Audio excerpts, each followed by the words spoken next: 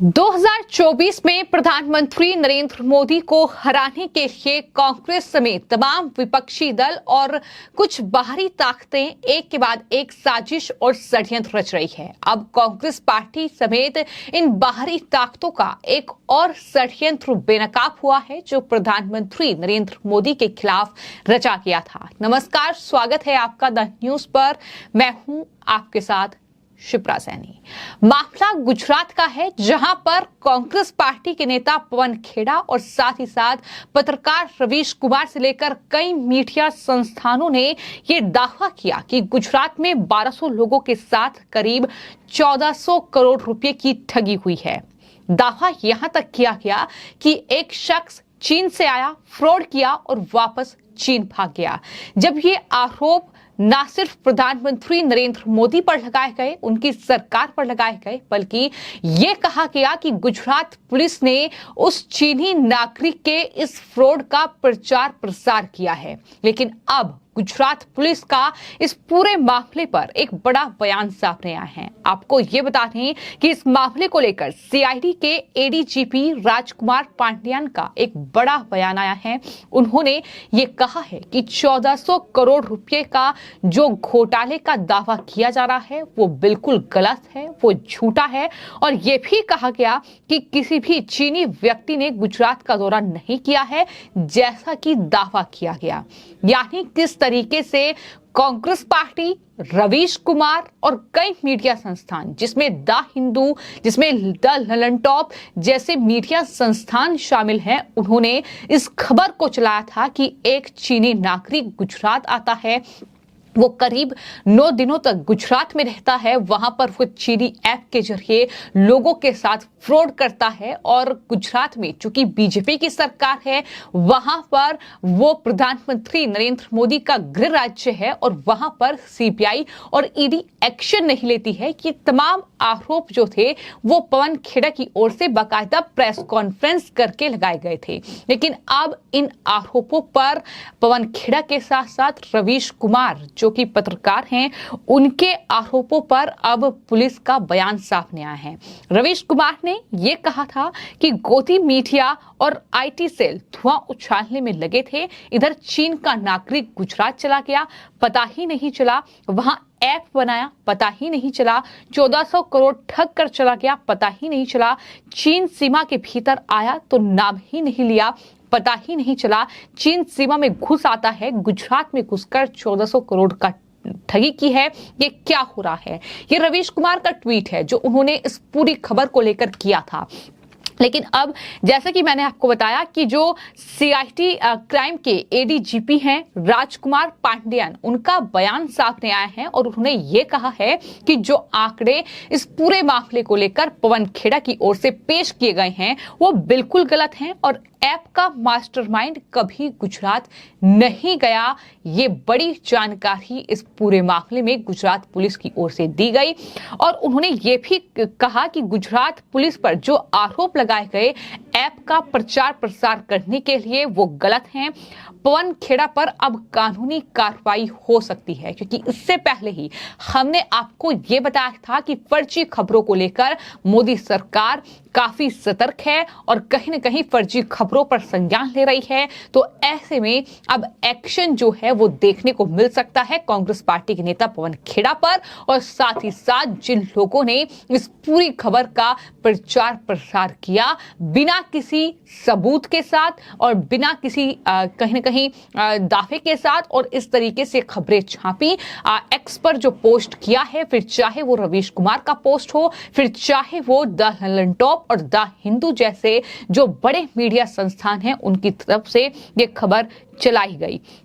लेकिन जैसे ही इस खबर पर अब ये पुलिस की ओर से बयान दिया गया है, जिसमें ये साफ तौर पर कहा गया है कि जो दावा किया गया था वो बिल्कुल गलत है। कोई चीनी व्यक्ति गुजरात का दौरा नहीं किसी ने किया और कुल धोखाधड़ी जो है वो 3.5 करोड़ की थी और गुजरात पुलिस ने 620 बैंक खाते जब्त किए हैं। इनमें कुल 16.6 करोड़ रुपए की रकम थी, जिनका इस्तेमाल धोखाधड़ी के लिए किया गया था। वहीं ये फर्जीवाड़ा सिर्फ गुजरात तक ही सीमित नहीं है, कई राज्य इसके शिकार हैं और गुजरात पुलिस बहुत तेजी से कार्रवाई कर आगे बढ़ रही है। ये भी दावा विजय पटेल नाम के एक जो ट्विटर यूजर हैं उनकी तरफ से किया गया है।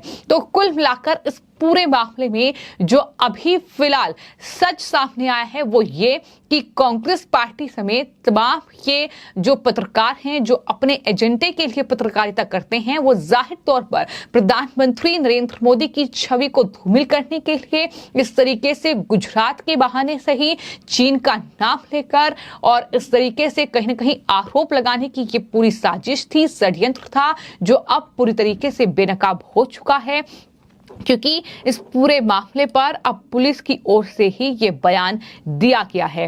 पूरा मामला क्या था और किस तरीके से आरोप जो थे वो सरकार पर लगाए गए, आपको ये बता दें कि गुजरात में ये ठगी का मामला और इसमें आरोप ये लगाए गए कि गुजरात पुलिस की ओर से दावा किया गया कि चीन के एक शख्स ने फुटबॉल की बैटिंग ऐप के जरिए 1200 लोगों को करीब 1400 करोड़ रुपए का चूना लगाया है। चीन के शेंजेन प्रांत का रहने वाला वो युवाबे कुछ वक्त के लिए गुजरात आया था। उसने यहाँ के कुछ लोगों के साथ मिलकर सिर्फ 9 दिनों के अंदर इस ठगी को अंजाम दिया और पकड़े जाने से पहले वो चीन वापस भाग गया। ये दावा किया गया द ललन टॉप के वेबसाइट पर खबर छापी है, उसमें ये दावा किया गया।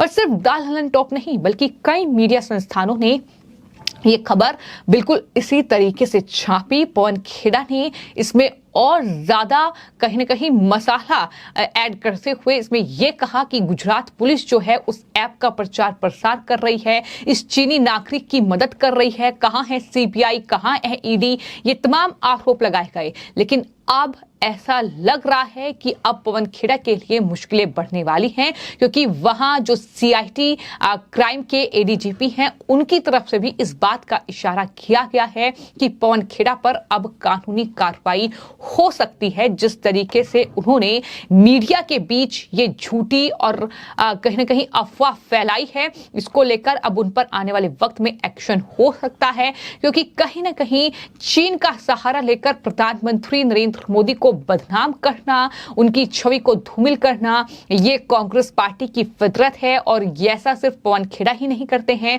कांग्रेस पार्टी के तमाम नेता, फिर चाहे बात राहुल गांधी की ही क्यों ना की जाए। राहुल गांधी विदेशों में जाकर प्रधानमंत्री के खिलाफ जो बयानबाजी देते हैं उसमें चीन का जिक्र होता है, उसमें अडानी और अंबानी का जिक्र होता है। एक बार फिर से कुछ इसी तरह का हथकंडा अपनाया गया है। लेकिन अब कहीं ना कहीं ये जो उन्होंने अफवाह उड़ाई है, ये जो उन्होंने फेक न्यूज फैलाई है, इसको लेकर अब मुश्किलें कांग्रेस पार्टी के लिए काफी ज्यादा इस पूरे मामले में बढ़ सकती हैं। तो फिलहाल जैसा कि मैंने बताया कि ये जो खबर सामने आई है और खबर जो रवीश कुमार जैसे पत्रकार और पवन खेड़ा जैसे कांग्रेस पार्टी के नेता की ओर से बाकायदा प्रेस कॉन्फ्रेंस करके कहीं ना कहीं इसमें दावे किए गए हैं, उन दावों का तो खंडन हुआ ही है, लेकिन ये एक फर्जी खबर है, क्योंकि सच क्या है वो भी बताया गया है कि कुल जो धोखाधड़ी है वो 3.5 करोड़ की थी।